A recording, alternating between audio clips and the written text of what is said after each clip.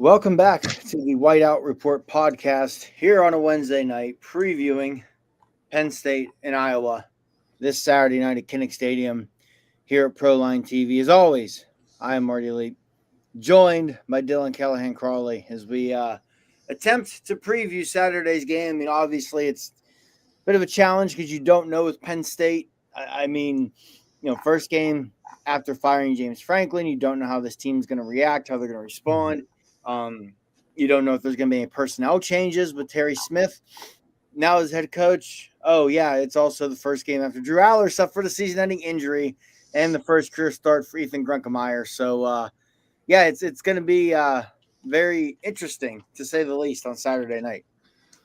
Yeah, we obviously did Sunday's show. We've gotten the shock out of our – and shock's not the right word. Everybody who watched Saturday's game knew what was coming. But, yeah, you kind of forgot until, you start seeing the practice tweets tonight that there's a game again this weekend. They have to go out to Iowa City on Friday and play a game on Saturday. And guess what? James Franklin's not going to be on the sideline. Guess what? Drew Aller's not going to be – not even under center. He's not even going to be on the sidelines. He has left State College to go see a doctor. It's wow. Who would have guessed? Just 20 days on Saturday, 21 days ahead before that, they were competing against Oregon for maybe being the number one team in the country. And now everything is, for this season, gone. And Penn State fans are now looking more forward to who's going to be the next head coach. Well, some people out there are, compared to the last 6 games, it's very interesting. I've been asking people how do you go as a fan? How do you go into the next 6 games and treating this? Because all the real, accomplishments that they wanted for this season are off the table at this point.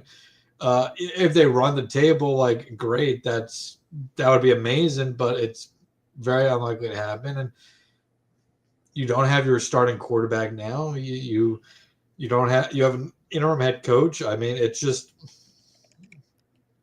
as a fan, how do you go into these next 6 games? It's very interesting to me. Do you go in it with no expectations and just enjoy what the football is going to be and just enjoy football in general? Or I think for some fans, the general idea of this doesn't matter is actually going to be relieving.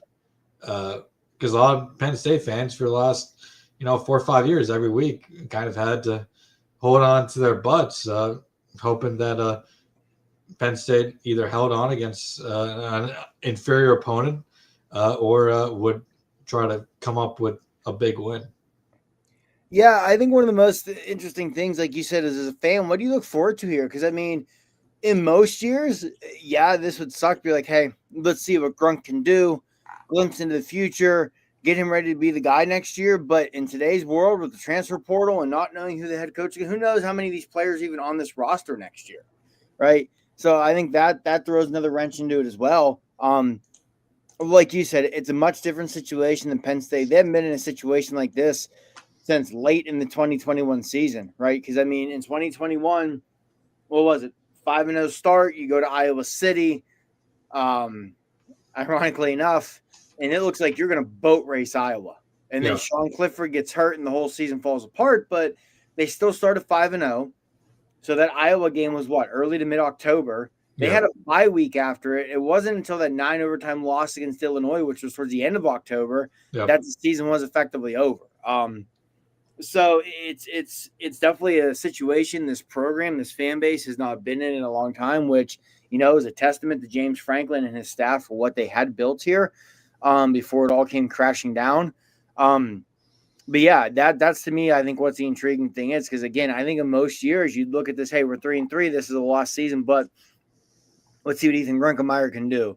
Let's see what some of these young receivers can do. Let's continue to watch the development of a Chaz Coleman, of an Amari Campbell. Yeah. Season strong, bowl practice, win the bowl game, momentum going into the offseason. But again, you don't know how many of these players are even going to be at Penn State next year with the transfer portal. Their coach is going to be gone. When the new coach comes in, who knows who's retained on this coaching staff? So yeah, this is just it's uncharted territory for Penn State, and in a lot of ways, Penn State fans, we kind of touched on this a little bit. You know, Greg and I did in the postgame show Saturday. You and I did Sunday in our emergency pod when James Franklin was fired. Mm-hmm. It's uncharted territory anyway, because Penn State fans aren't used to this, right? Joe Paterno was here forever. You had the 2-year run with Bill O'Brien, and then 12 years of James Franklin. You know, I made the comparison. It's similar to the Pittsburgh Steelers, where it's just there's almost never coaching changes. There's almost never major upheaval. You very rarely have seasons like this, and here we are. So I'm interested to see what fans are looking for the rest of the way. I'm also very interested to see how this team responds, especially after some of the comments from some of the captains and their media availability this week. You know, they feel it seems like a large sense of guilt and responsibility for what happened and for James Franklin being fired. So I'm curious how they respond to that, because, I mean, you'd like to think they'd come out with a fire lit under them on Saturday night and play some angry, pissed-off football that we haven't seen all year. But who knows if that's going to happen. Yeah, and, I mean, you bring up, you know, this being really the first coaching search at Penn State in a really long time, even beyond just James Franklin's first before the Bill O'Brien. You look at it, in the last 100 years, since 1926, Penn State has had 6 head coaches, full-time head coaches. Hugo Bezdek, Bob Higgins, Joe Bannock, Rip Engel, Joe Paterno, Bill O'Brien, James Franklin. 6 head coaches in 100 years of football. Yes, a large group of that was the 46 years of Joe Paul. But, I mean, for almost every living Penn State fan, 75% of Penn State fans out there, they've known 3 head coaches their entire life. It's insane to think. And out of those 3 true full-time head coaches, 2 made up, you know, 90% of those years. It is insane to think about. But yeah, you talk about the vibes of the last few. We talked about the vibes of the last few weeks going into this game, going into UCLA Northwestern. We saw what happened. The vibes this week are interesting for what you bring up, and the fact that, you know, there's a lot of, you know, the players are feeling the burden of what has happened. And I was thinking about this after we got off on Sunday. I thought about this Monday and Tuesday too. I'm very intrigued to see how these players handle this, because whether it's you want to debate if their fault or not, which obviously it's not 100% their fault. At the end of the day, a coach is relying on his players to execute, but your coach has to put you in the position to, you know, execute at a high level. But you know, these are 18 and 24-year-old kids. How are they going to take the idea that their head coach is fired, and no matter what you tell them, they're going to think it's on them that he is no longer the head coach at Penn State, because they were the players on the field for the last 3 games. They lost all 3. And now suddenly the man that, you know, brought them to Penn State, went into their homes, recruited them to be Penn State, have been a father figure for them at Penn State, is now gone. And he's not walking back through that last building door.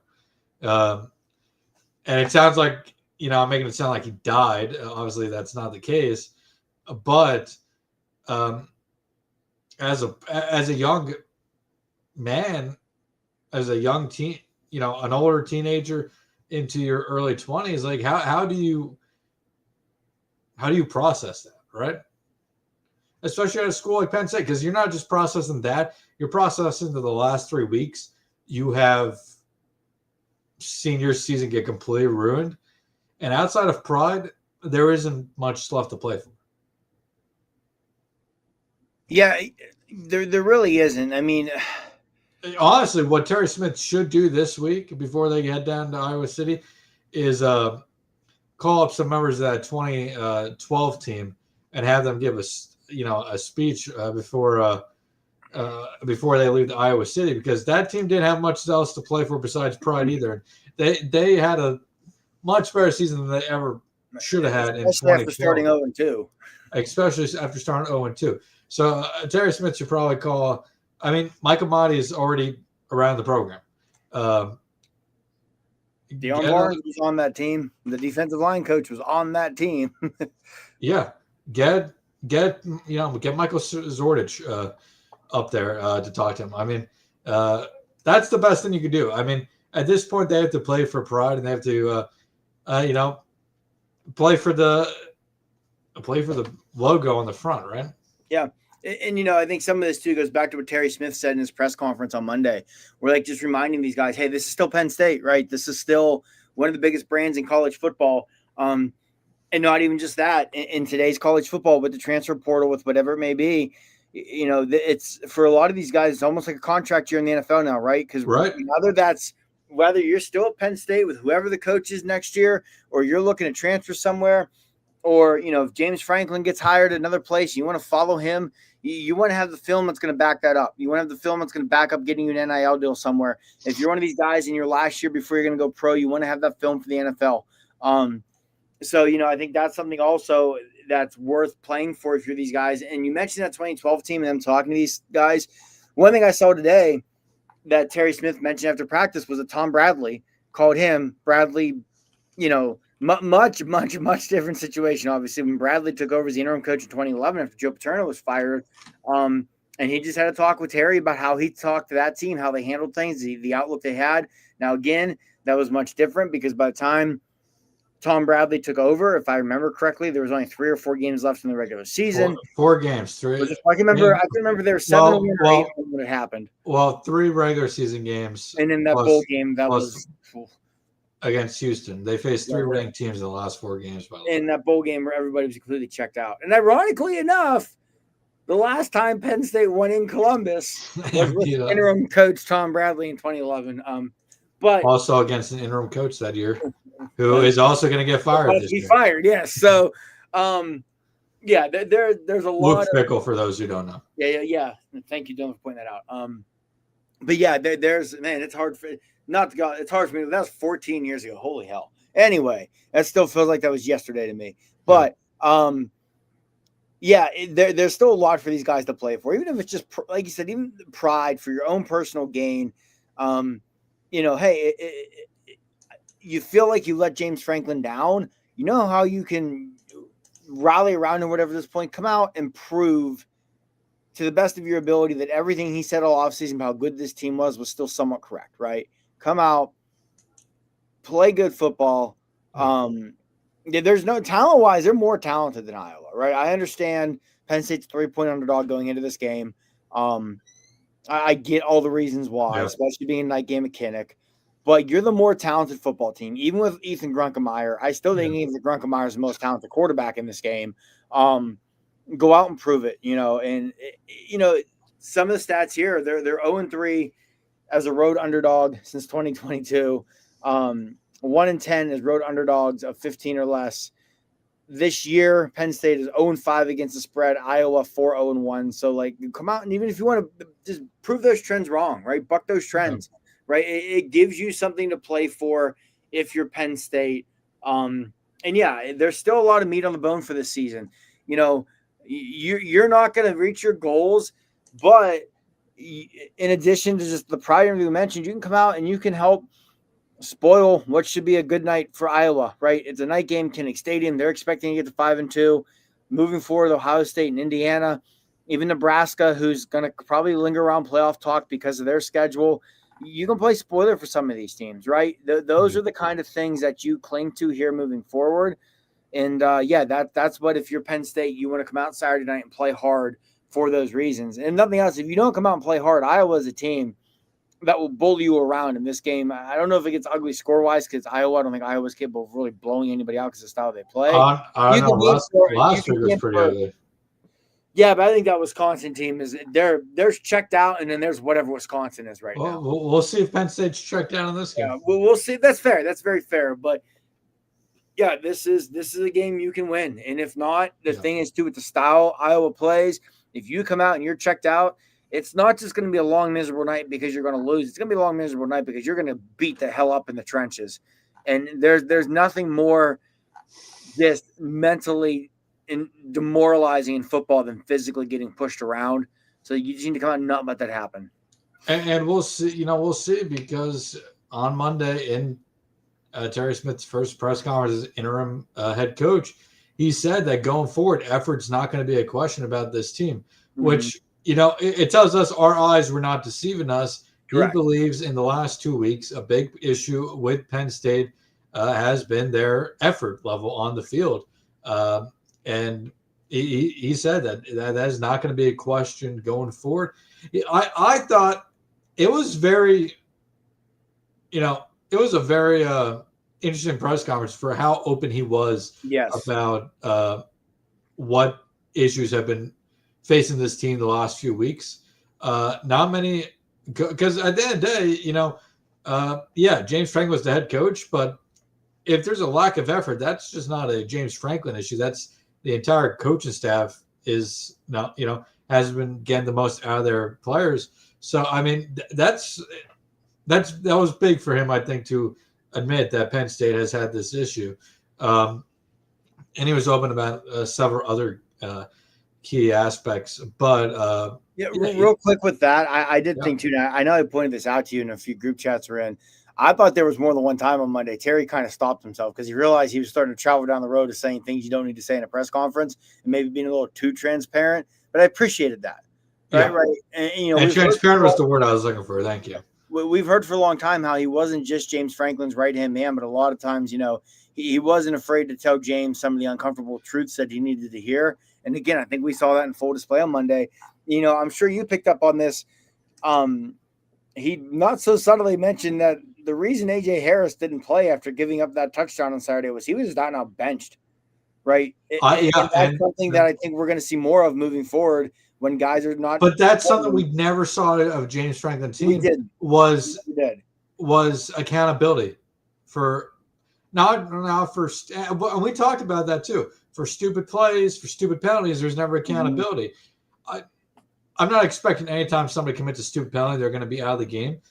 But I expect under Terry Smith, if you're not producing, he's going to give somebody else a chance to go out on the field and do that. And now that yes, Penn State wants to run the table. Penn State wants to win. If they run the table, they would still get a very, very good bowl game, as good as you can get without making the playoffs these days. And but yeah, I mean, I think he at this point, and with the roster you have, obviously you're going to want to be smart with some kids. Like you don't want to go out and just burn a true freshman's red shirt just because your season's over. Yes. Maybe that's you sit down with each kid and be like, hey, how do you want to go about the rest of the season? Do you want to preserve that red shirt? That's probably the right way to handle it, right? You see, 100%. Especially in today's world where you want to avoid burning any bridges here, because I do think of the coaches on the staff, Terry Smith and Jim Knowles are probably the two with the highest chance of being retained by whoever the new. And I think that's why Terry was pretty transparent on Monday. I do is because he knows Terry obviously loves James. He is feeling the burden of James no longer being at Penn State. You can also tell he's very much taken this with a lot of pride as well. But yes. I think Terry wants to stay at Penn State with the next head coach. I do too. He has turned down head coaching jobs before to remain the cornerbacks coach. The next coach would be insane, no matter who it is, to not retain Terry Smith on the coaching staff.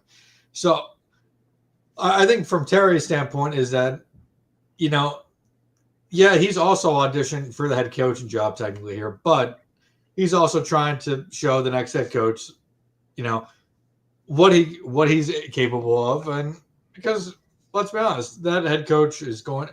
Whoever the next head coach is, Pat Kraft is going to be like, hey, we got 2 coaches on this staff, and Terry Smith and Jim Knowles, that we think you really should consider on keeping.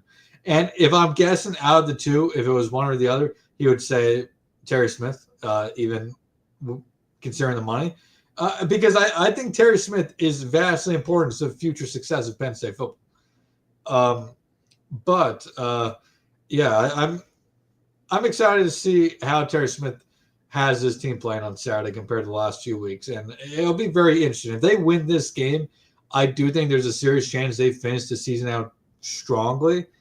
I don't know if they beat Ohio State or Indiana, probably not, but can they go 7-5 if they win this game? Absolutely. Mm-hmm. But if they lose this game, I do think losing out is a also serious possibility, if that makes sense. I do too. I agree completely. I think you win this game, there's a shot you get to 7-5. I think you win this game, you're still going to get to a bowl for sure. Yeah. Because I think you have enough in the tank then to still beat Michigan State and Rutgers. They can still very much beat Nebraska, but Nebraska may have a lot more to play for in that game. But I'm with you. If they lose on Saturday, I don't think going 0-9 in the Big Ten is out of the realm of possibility. And to go back to my original point, quickly, my original point is at 3-3 now, nothing besides pride to play for. You have that ability to play younger guys. And guess what? If they F up a play and you lose the game because of it, it's not going to – it doesn't really matter. It doesn't hurt you. If anything, it's beneficial for the long-term health of the program, because if those young guys do stick around, they're going to get invaluable game experience this year that will help them next year and beyond if they're still playing. And let's be honest about this. Penn State's schedule is – and I forgot about this until recently, but Penn State's schedule next season is a advantageous schedule for them. It is. If they get the right coach and they have a roster that is, if they're able to form a roster of whoever remains and then the transfer portal, it is a schedule that if they form a good enough or build a good enough team over the offseason, they could be competing once again for a Big Ten title or a college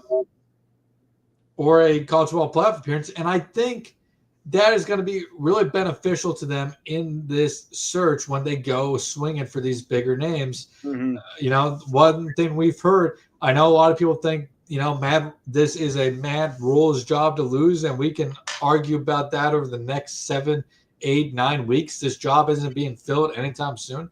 But the one thing we've also heard is that Pat Kraft is going to go out and swing at big names here. If there's going to be something that could entice a big name, it's the fact that this Penn State roster, as it's currently built for next year, is still good. You infuse it with some transfer portal talent, and you could be right there competing as soon as next year. I mean, this is not a long-term rebuild. Maybe you're not right back in it next season, but this is a team that if a coach comes in, builds a roster the correct way, in a smart way, they're competing in, if not year 1, in year 2. Year 2, the schedule's a little harder. Right now, that includes an Indiana game. But, I mean, I don't know if Curt Cignetti is going to be at Indiana in 12 months, let alone 24 months. And I'm not saying he's going to end up at Penn State, but if he keeps coaching this well, somebody's going to take him off Indiana's hands sooner or later. Yeah, absolutely. I mean, everything you said there is accurate. That's a big reason why I think, getting a jump start on the coaching cycle was so important for Penn State when they knew they were at the end with James Franklin. Because, again, like you said, there's no reason for this to be a long-term rebuild. You look at that schedule next year, there's no reason that you can't get the right coach in here, construct this thing, win 10 games, be back in the playoffs. So that's all very true. Before we start to dive a little bit more specifically into Saturday, though, as always, those of you here with us, whether you're watching us live, watching us, replayed sometime between Wednesday night and Saturday night kickoff, we appreciate it. Make sure you join us again Saturday night post game. As always, give us those super chats, give us those super likes. Help keep us free here on YouTube for everybody to enjoy. But yeah, we started to look at the Saturday, and when Penn State and Iowa play, you tend to expect ugly, disgusting games. I'm old enough to remember the 6-4 game with a lot more clarity than I would like to. And you look at these offenses; they both have struggled immensely. Penn State, they're averaging 35.7 points per game, but you take out the non-con, and that number plummets, especially against, Oregon and Northwestern, the two best defenses they faced. Iowa, they continue to do Iowa things. They can't move the ball. They can't score. They're 58th nationally in scoring, but that number is really inflated by hanging 47 on UMass and then 37 on a just beyond quit Wisconsin team. One thing that'll intrigue me Saturday night is you look at the passing attack from Iowa, if that's what you want to call it. For as bad as Penn State's receivers have been, Penn State has 4 guys on their roster with more yards receiving than Iowa's leading receiver. So I think it's going to be a big test of this rushing defense that has definitely struggled at times this year. They come out Saturday. Iowa's going to look to run the ball. They're Iowa. That's what they do. Kamari Moulton averaging 5 yards a carry. Xavier Williams averaging 7 yards a carry. They're going to look to run the ball at you. It's going to be a big test for this defense, especially without Tony Rojas, a linebacker. Now, I will say this is a much better matchup for Dom DeLuca than the last two have been, especially UCLA. So I think that works in Penn State's favor. I'm also going to be curious to see, not so much defensively, more so Penn State's offense. We'll get to when we talk about Penn State's offense. If things change, if Kotelnicki maybe has the ability to be a little more freewheeling on offense, but even Jim Knowles defensively, I don't think anything's going to change there. But I'll be curious to see how that looks. It's going to be a big test for this rush defense that has struggled at times this year. Yeah, I can't say it better myself. And this is where Penn State's season's going to lie going forward, is in the trenches. Through 6 games, we have a special guest. Through 6 games, Penn State's effort in the trenches has not been good enough. They got bullied by both Northwestern and UCLA, which should never happen. If Penn State can't play well in the trenches this week, they're going to have a good shot at winning this game, assuming that Ethan Grunkemeyer is capable of throwing a ball downfield, which is more than Taquan Roberson could do in 2021. Taquan Roberson couldn't get a snap off in 2021. Yeah, that was bad. And that's a whole different conversation for another. Talking about young players and not talking about playing young players versus not playing young players. And you can argue that one of James Franklin's biggest flaws was not giving young talent enough experience when you expected them to be a contributor the following season. Especially a backup quarterback. Just never got backup quarterbacks in the game when he should have. Nonetheless, it's going to come down to the trenches. I mean, if they can play better in the trenches, we play to where their capabilities are. I think they have a great chance of winning this game. This is still a much more talented team on both sides of the ball than Iowa. This is just going to come down to who wants it more. And if you're Iowa, I think you're going to – the way that team is built under Kirk Ferentz, their attitude, everything, they're going to come in this game smelling blood in the water, and they're just going to – I wouldn't be surprised if this is a lot like Michigan 2023, where they just run the ball and see how long it takes for Penn State to stop them, if they can stop them. And Iowa will have no problem winning the game in that fashion. Yeah, and I think that's where Penn State's offense being much better on Saturday night is going to be important as well, because even if the defense starts strong and they're holding up and the offense just continuously going 3 and out, not staying on the field, that sort of thing, that's where you see defenses get worn down. So that's where it's going to be important for the offense to avoid that. I mean, again, it's going to be a challenge, right? Iowa's allowing give me a second, I just had it in front of me, I believe 8 points per game. 13 points per game, excuse me, which ranks 8th in the country. That's where it's going to be 8 from. They held a very, very good Indiana team to 20 points. But honestly, they probably should have beaten Indiana. If in that Indiana game, if Mark Gronowski doesn't get hurt, I think Iowa probably beats Indiana, or if their kicker doesn't shank a field goal. That was a game the Hawkeyes probably should have won. And you know what you're going to get, right? It's Phil Parker. You're going to get that deep 2 cover shell. He's not going to let anything behind you. He's going to force you to dink and dunk and work your way down the field. You have faced Phil Parker a million times. Again, you know exactly what you're going to face. It's just going to be up to you offensively to execute.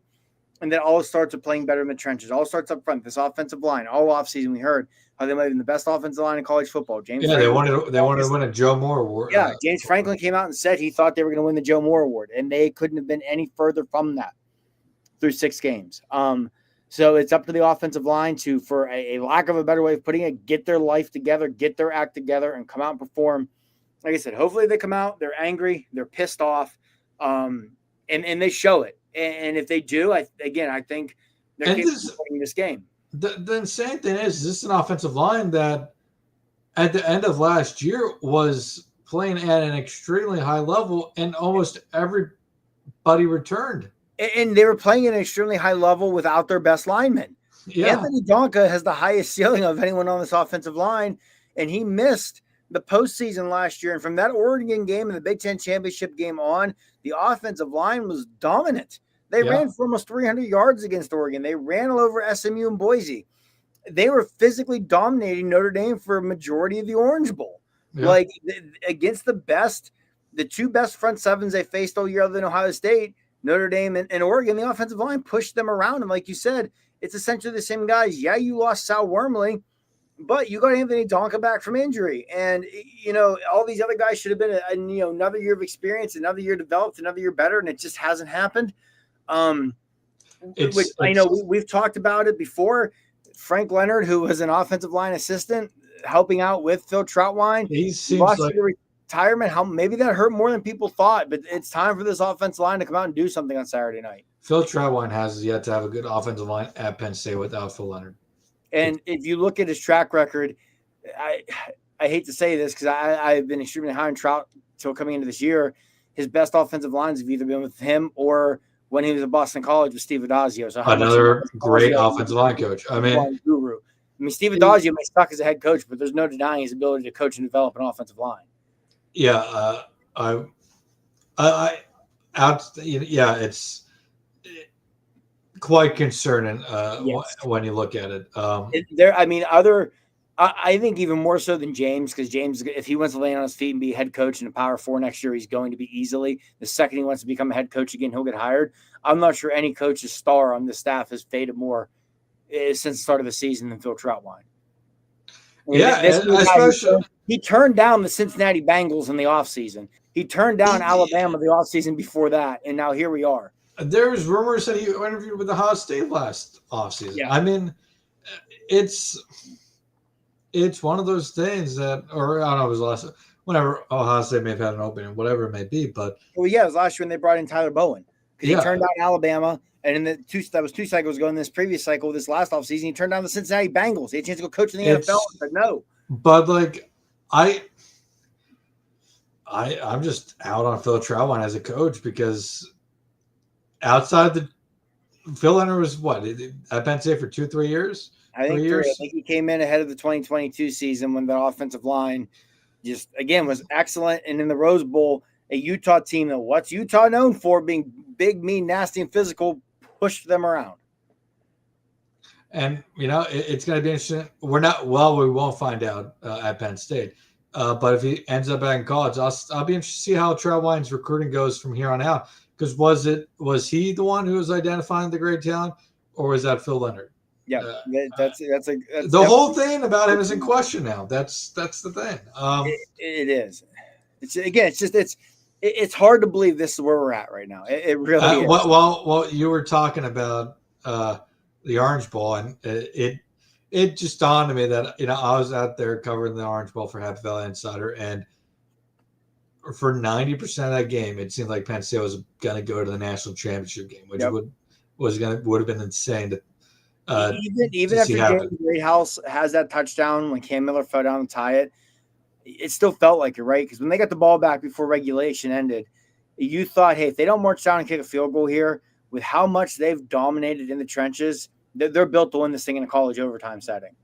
And it's just, it really never felt like they were going to lose until, even after the Drew Allen interception, to get off the defense had a, 3rd and 8 where Notre Dame was not in field goal range yet and just could not get that last stop. It's just, it never, like you said, for the majority of that game, it felt like they're going to be playing for a national championship. They're one play away from it. Yeah. And now here we are breaking down them going into Kinnick Stadium at 3-3, just trying to win a conference game with an interim head coach. And wondering who the hell the coach is going to be in 2020. Now, that being said, without getting into it on here, because I don't want to spread false information if it is false, but at the same time, there has been, rumors and hearsay that have popped up in the recent days about perhaps fractures that were beginning to show within the James Franklin and Penn State relationship over the last few months of his tenure with the program. So, I mean, as we've learned more in the recent days, I'm comfortable in saying that if Penn State did anything short of getting back to a semifinal this year, I think James Franklin would not be the coach in 2026 no matter what. Yeah, even if it would have been a mutual split, I'm with you. I think that relationship between him and Pat Kraft, it seems like, had absolutely eroded. Without getting too specifics. So, we don't need to get into, obviously. But, I think that, that was part of the reason why Kraft pulled the plug when he did as well. Yeah. Just crazy to think about how quickly things have fallen apart. But getting back into the game, because we got off topic, and we don't want this one to go super long. It's going to come down to the trenches. You look at this Iowa team, like you said, dink and dunk passing wise. Their defense, I will say, is a little bit susceptible.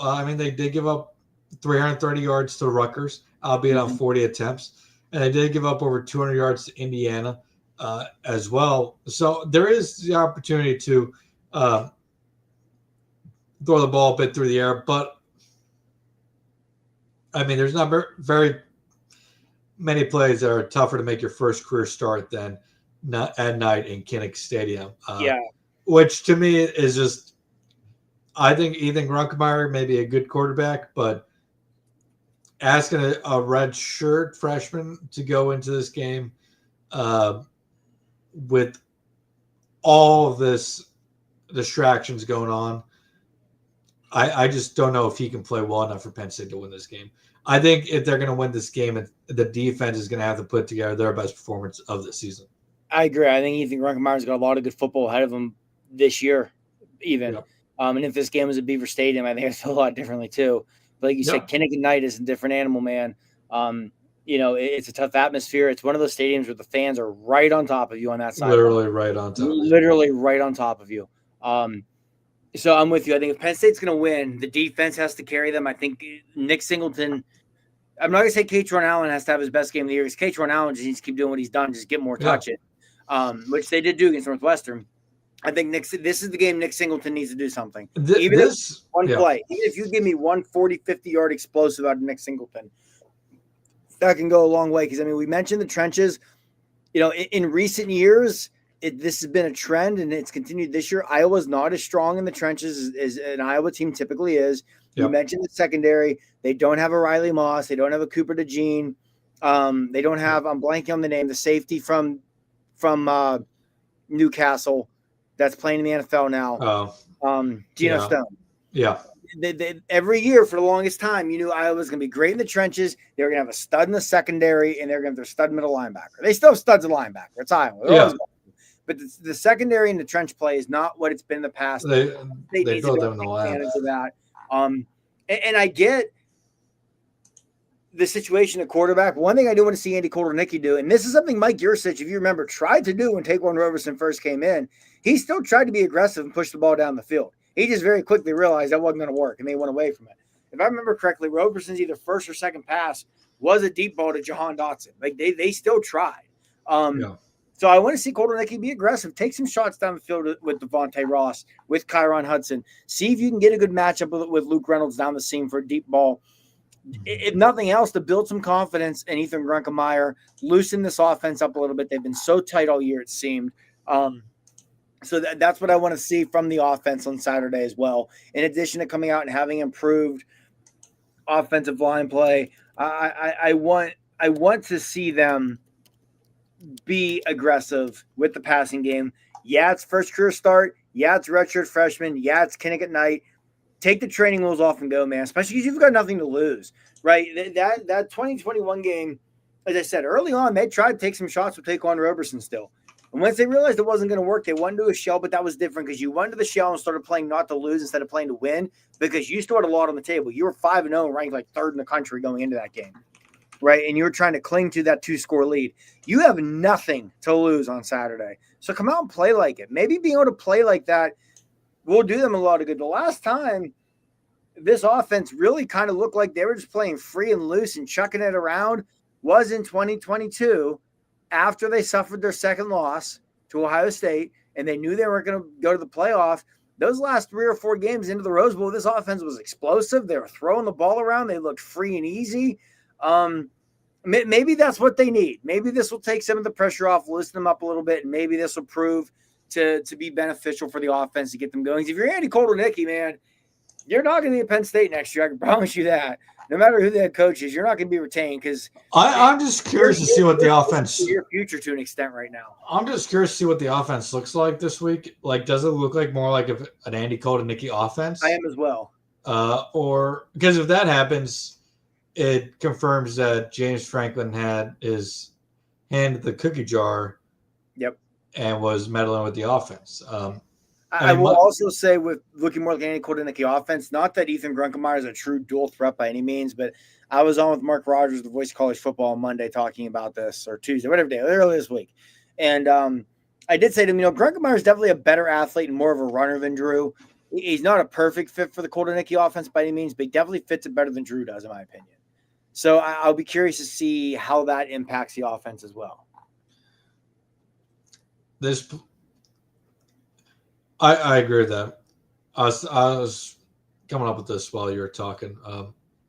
And again, it's hard to say because chances are Grunkemeyer is not the quarterback in 2026. I think it just chances are he's a coaching change. I just think it's chance. But if he is, perhaps he's now just 0-4 Michael Robinson. And I mean, that's kind of the goal at this point, right? Yeah, Penn State lost. We said earlier, it's so much different now because it's not even if you would have fired, it would say 2004 to prove to be Joe Paterno's last year or something. That roster was still coming back. It was pre-transfer portal. Well, so, but at the same time, I agree. But at the same time, we can only, assuming that maybe Grunkemeyer sticks around, the goal for Terry Smith at this point should just be building Grunkemeyer's confidence for next season. Because guess what? If he goes out and lights it up over the next 6 weeks and everybody's like, holy crap, Penn State has a quarterback, the next coach is going to be very much more likely to keep him. Mm-hmm. Now, if it's, Eli Drinkowitz who's making the jump to Penn State, I guess we're seeing Bo Beulah come back. Penn State finally gets Matt Zollers. Yeah, and if it ends up being Matt Rule, does that mean Dylan Raiola comes to Penn State? Now, if you want to talk about Penn State, I know you don't like the Matt Rule potential, but if Matt Rule comes to Penn State and it brings Dylan Raiola, that idea of 2025, I mean, you'll find out if Matt Rule is the real deal right away because Penn State's best chance with Matt Rule might be 2026. Yeah. Maybe 26 if it happens. Especially if Raiola does time. I mean, you know me, I'm under the impression that if Matt Rule comes, I don't think Dylan Raiola is coming with him. Probably not, but I don't think he's at Nebraska because of Matt Rule. But if he brings if it's Matt Rule and Dylan Raiola, 2026 may be your best shot. But with Grunkemeyer too, real quick, I'm just gonna say, even Penn State aside, if you come out and you ball out for 6-7 games, you're making yourself some money in the portal somewhere. Even if you're not making Penn State next year, a team that needs a quarterback will gladly come and snatch you up. Contract year. Yeah, but going back to John Point, I think Grunkemeyer right now is not worried about what his future holds after the offseason. He's just focused on the next 6 games here. But on the off chance he does stay at Penn State, at the end of that, during that 2004 season, Michael Robinson did play 19 games, and it helped, even though he had a bad year, it helped set him up for a 2005 season in which he finished 5th at Heisman voting. Mm-hmm. I think that's kind of just, if you're a Penn State fan, I wouldn't necessarily say go into the next 6 weeks expecting Grunkemeyer not to be here. Maybe don't expect him to be either. But what I'm saying, it's okay if it's okay to get excited about him if he plays well. Yeah, absolutely. Because you need something to look forward to. Yeah, that's exactly what I was going to say. This has been one in terms of on field. This has been maybe the most just disappointing season. I don't even know how long. Maybe program history is what the expectations were, and the fact it fell apart so quickly. You deserve to look ahead to something. You deserve to root for something. You deserve to enjoy something. And we still got 2 months to go in this thing. We're not close to being done with this season too, which I think is part of it as well. Because a lot of times when you see these firings happen and things get uprooted, it's late in the year. It's like, hey, let's just truck through 2-3 weeks, get this the hell over with, and move on. We got a lot of way to go. There's a lot of football left to be played. Also, if Matt Rule ever does happen, Dylan Raiola is probably going to be reliant on what Dylan Raiola will probably be relying on where Donovan Raiola. Yeah, Dylan Raiola was at Nebraska because of his family ties and the NIL deal he got from Nebraska. I could have been the head coach of Nebraska when Dylan Raiola was a senior in high school and he was still going to Nebraska. That being said, what did Pat Kraft specifically say? The next head coach is to be aggressive with Penn State, NIL, and the transfer portal. So I agree, but I'm with you. I think he goes where Donovan Raiola goes, and if Donovan Raiola is the offensive line coach at Penn State in 2026, I'm going to want to pull my hair out because Nebraska's offensive line is hot garbage. Yeah, well, that is potentially a thing we have to discuss 10 weeks from now. We'll cross that bridge when we get there. But yeah, I think last just thoughts on the. Let's go back to the game, and I'll give my last thoughts on just wrap it up here, give our predictions, and be on our merry way. Because it's gone way longer than we thought. But yeah, I mean, this game, I'm going in with no expectations. Yep. I want to see younger guys play, or not younger guys. I want to see guys who haven't seen the field a ton play. I want to see different guys play. I don't care. Younger, especially a wide receiver. Yes, I want to see Tyser Denmark. Kobe Howard. Maybe get Matt out involved in some fashion. Yep. That's what I want to see. Yeah, I think same thing at linebacker a little bit, to be honest. Yeah. Like, I don't care if you trust them or not anymore. It seemed like it seemed like last week they were doing that because, it did seem like Keon Wiley and Anthony Speckel were out there a lot more than they were against UCLA. So hopefully that trend continues. I'm with you. That's what I want to see Saturday, see different guys. You still want to go into this with the theory you're playing for your future, you're playing for next year if you're this coaching staff. That's all you can do right now. As a team, that's all you can do right now. Whether you're 2026 at Penn State or elsewhere, you need to put your best film out there that you can. You need to develop and prepare yourself as best you can for 2026. You know what I think is they also need to do, and I think it'll help. It's going to sound cheesy, but just go out there and have fun. Yeah. I mean, there's like we said a hard times. Fun this year. Even the wins weren't fun. Right. Fun. And I do wonder if the pressure got to them. Yeah. Like if they just played too tight all year. It seemed like this was the first time being the hunted instead of the hunter, and they didn't respond well to it. And that's just how sometimes you have to have this happen and learn how to be the hunted before you're ready for it. That being said, historically through the James Franklin era, anytime they ever got into this stratosphere of the rankings, it always seemed to result in losses pretty quickly. Yeah, so it always did. But yeah, I think they should just go out there, play loose, have fun, and absolutely. I think that would lead to quite a bit of success because, yeah, your season, what you wanted to accomplish is out the window. But I mean, at the same time, we talk about we don't know what the future holds for any of these players, and that's like, I think, the biggest reason just to go out there and have fun. This is probably the last 9 games you're going to play as this, especially as this group. Yes. Most of this team is not going to be here next year. It's modern college football. Most of this team is going to be gone. It's going to be an insane transfer portal window. I think there will be guys who stay, but there's going to be a lot of guys who leave, and there was already going to be a lot of guys who were going to leave because of the draft. Mm-hmm. So, I mean, this is their last 9, maybe 10 games. They get a bowl game to go out and play as a team and enjoy these last 9 weeks and play for each other. But yeah, that I just want to see them play loose and play different guys this week. Let's see what these younger guys have, and I think they're going to do that the rest of the year because they have They don't really have anything to lose. Mm-hmm. I don't think Terry Smith is truly expecting to get this job. No, they can win out, and Terry Smith's not going to be. You don't pay $50 million to fire your coach to promote your cornerbacks coach. That just doesn't happen. Right. So, I think that's all I'm going to say. That being said, I don't see them winning this weekend. Just too many variables. Yeah, I do. I will say, to build off that real quick, and we'll wrap it up here. The seniors on this team, so everyone below them as well. You came into this year on the Hills, one of the best 3-year runs in program history. 11-2, win the Rose Bowl. 10-3, go to the Peach Bowl. What they finished last year? 13-3, 14-3, whatever it was. Yep. One play away from the national championship. Yep. You were on pace to go down as one of the best senior classes in the history of Penn State football. Play like that. Don't let this be your lasting legacy at Penn State. Let your lasting legacy be that we rallied, we came together, we put together 6 good weeks of football, and we finished this strong. I'm with you. I don't think they're going to win. Now, I will say I think this goes one of two ways. I think either Iowa wins a typical Penn State-Iowa game, or if Penn State wins, as crazy as it sounds, Penn State wins, I think they come out and they kick Iowa's teeth in because I think they're going to come out angry and be the team we haven't seen yet this year. I would not be surprised if this is like a UCLA type situation. I won't either. And I will say one last thing here before we get ready to wrap it up. We both think they're going to lose, but I will say, though, what I think we're going to see is I think we're going to see some of these senior leaders come out and play with their hair on fire. I think Dom DeLuca is going to come out and have a game, especially because he matched up well against Iowa. I think you see that from Denai Dennis Sutton. I think you see a good game out of Katron Allen.